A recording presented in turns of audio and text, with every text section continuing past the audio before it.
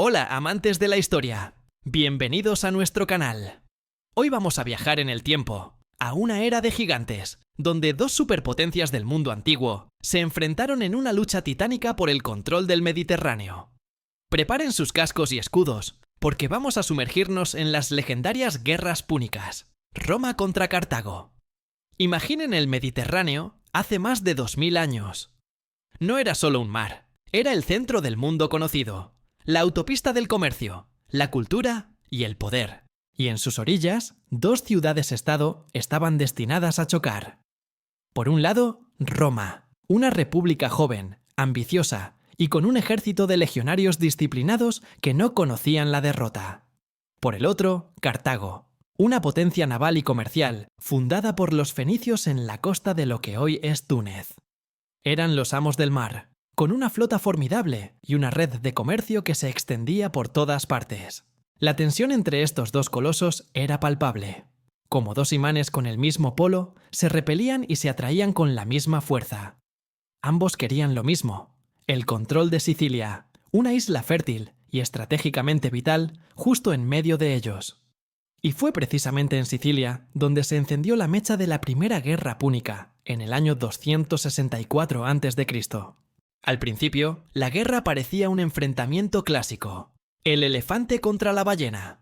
Roma dominaba en tierra, con sus legiones imparables. Cartago, por su parte, era invencible en el mar. Los romanos, pragmáticos y tercos como nadie, se dieron cuenta de que para ganar necesitaban desafiar a Cartago en su propio terreno. ¿Y qué hicieron? Algo que define el espíritu romano. Si no tienes una flota, ¡constrúyela!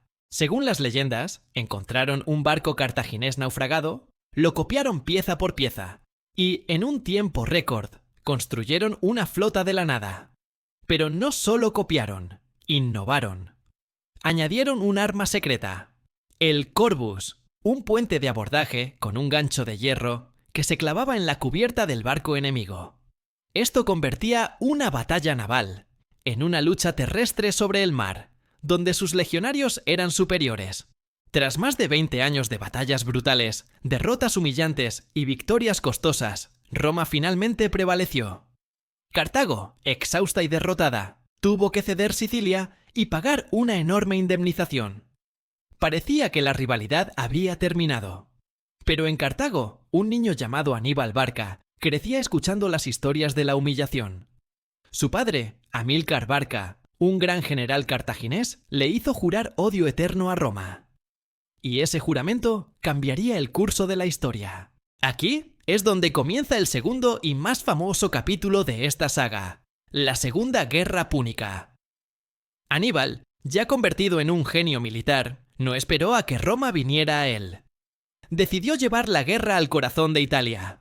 Y su plan era tan audaz que rayaba en la locura: cruzar los Alpes en invierno con un ejército de decenas de miles de soldados, caballería y, lo más increíble de todo, elefantes de guerra. Imaginen la escena: soldados luchando contra el frío extremo, las avalanchas y las tribus hostiles de las montañas. Muchos murieron, pero Aníbal, con una voluntad de hierro, emergió en la llanura del Po, en el norte de Italia, para sorpresa y horror de los romanos. Lo que siguió fue una serie de victorias magistrales, en batallas como Trebia, Trasimeno y, sobre todo, Cannas.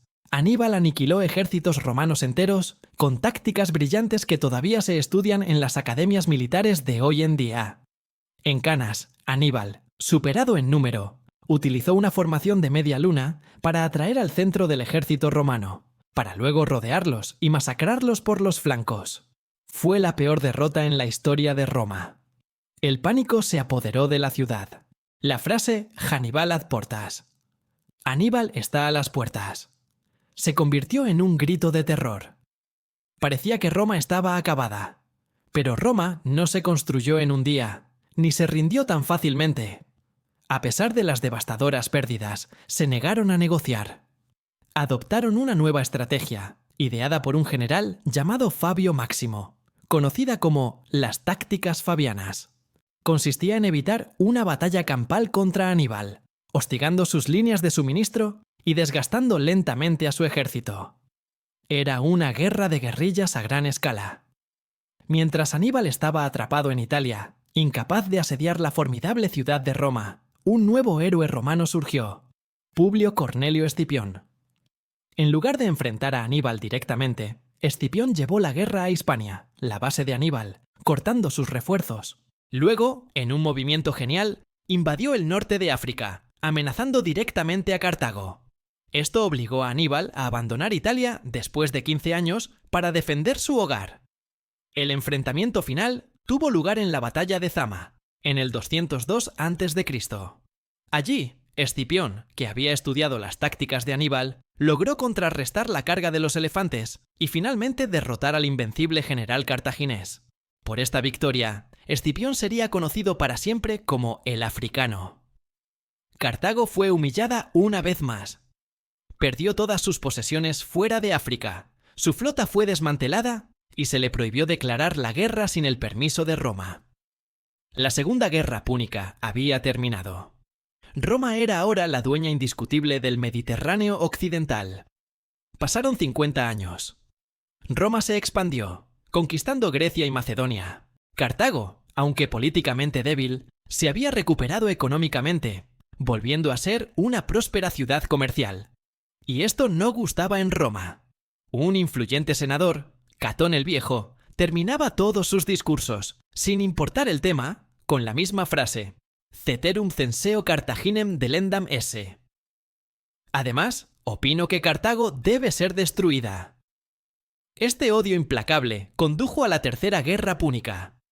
Fue menos una guerra y más un asedio brutal. Roma encontró un pretexto, y en el 149 a.C. envió sus legiones con una única orden: borrar Cartago del mapa. Los cartagineses lucharon desesperadamente, sabiendo que era su fin. Resistieron durante 3 años. Pero finalmente, la ciudad cayó. Lo que siguió fue un acto de destrucción total. La ciudad fue saqueada, quemada hasta los cimientos durante 17 días. Sus habitantes fueron asesinados o vendidos como esclavos. Y la leyenda cuenta que los romanos araron la tierra y esparcieron sal sobre ella para que nada volviera a crecer jamás. Una aniquilación simbólica y literal de su eterno rival. Las guerras púnicas fueron mucho más que una serie de batallas. Definieron el futuro del mundo occidental. Si Aníbal hubiera ganado, hoy podríamos estar hablando una lengua derivada del púnico en lugar de lenguas romances derivadas del latín. La victoria de Roma le permitió expandir su imperio, su ley, su cultura y su idioma por todo el Mediterráneo, sentando las bases de lo que hoy conocemos como la civilización occidental.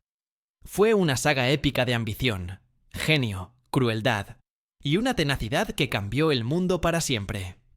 Y así concluye nuestro viaje a uno de los conflictos más importantes de la historia: las guerras púnicas, el ingenio de Roma, la audacia de Aníbal o la trágica caída de Cartago. Muchas gracias por acompañarnos en esta aventura histórica. Si les ha gustado el video, no olviden darle a me gusta, compartirlo con otros apasionados de la historia y, lo πιο importante, suscribirse al canal para no perderse nuestros próximos viajes al pasado. ¡Hasta la próxima!